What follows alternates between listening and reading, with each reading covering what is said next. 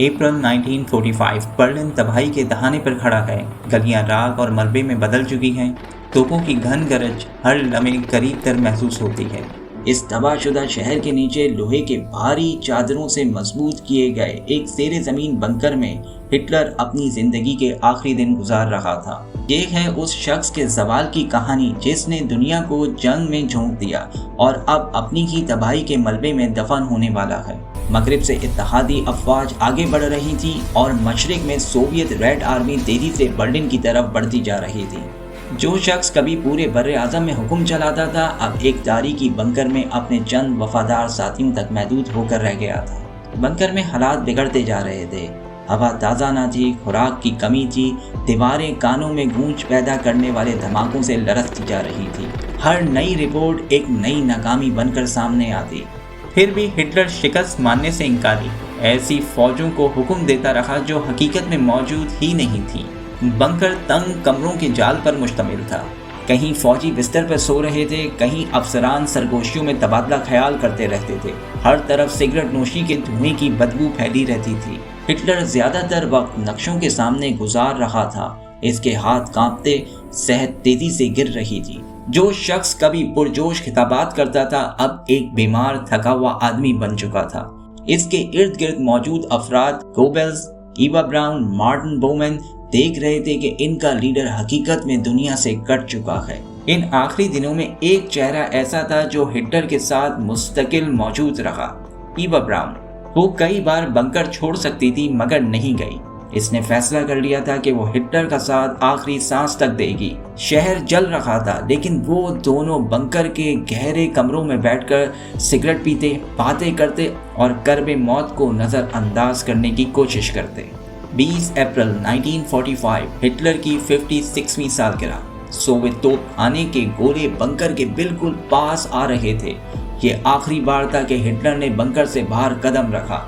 वो बाहर जमा चंद कम उम्र जर्मन फौजों से मिला जो खुद बच्चे थे लेकिन शहर को बचाने के लिए खड़े थे।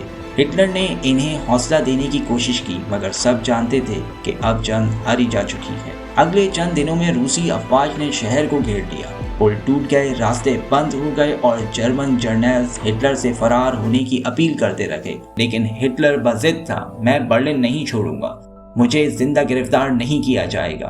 22 अप्रैल को हिटलर ने अपनी आखिरी फौजी मीटिंग बुलाई। पहली बार उसने शिकस्त तस्लीम की और कहा जंग खत्म हो चुकी है।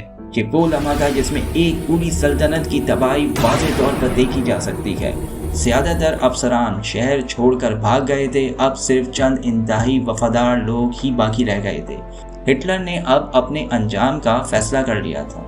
29 अप्रैल की रात जब रूसी फौजें बहुत करीब पहुंच चुकी थी, हिटलर ने ईवा ब्राउन से बंकर में एक मुख्तसर सी शादी कर ली। गवाह के तौर पर गैबल्स और बोमैन थे। एक सादा सी दस्तावेजात पर दस्तखत हुए और वो दोनों मियाँ बीवी बन गए, लेकिन महज 40 घंटे के लिए। इस रात हिटलर ने अपनी सियासी वसीयत भी लिखी जिसमें हमेशा की तरह अपनी शिकस्त का जिम्मेदार दूसरों को ठहराया। 30 अप्रैल की सुबह बंकर के अंदर खौफनाक खामोशी थी। दूर कहीं सोवियत फौजों की झड़पें सुनाई दे रही थी। इसने अपने अमले से हाथ मिलाया, चंद अलविदाई बातें की और अपने निजी कमरे में वापस चला गया। सबको मालूम था अब आखिरी लम्हा करीब है। हिटलर की लाश को कंबल में लपेटकर बंकर से बाहर चांसलरी की तबाहशुदा बाग में ले जाया गया। इसके हुक्म के मुताबिक इस पर पेट्रोल डाला गया और आग लगा दी गई। जब लाश जल रही थी, रूसी गोले बाग में बरस रहे थे। हिटलर की मौत के बाद जोसेफ गैबल्स महज एक दिन के लिए जर्मन चांसलर बना। वो जानता था कि अब सब खत्म हो चुका है।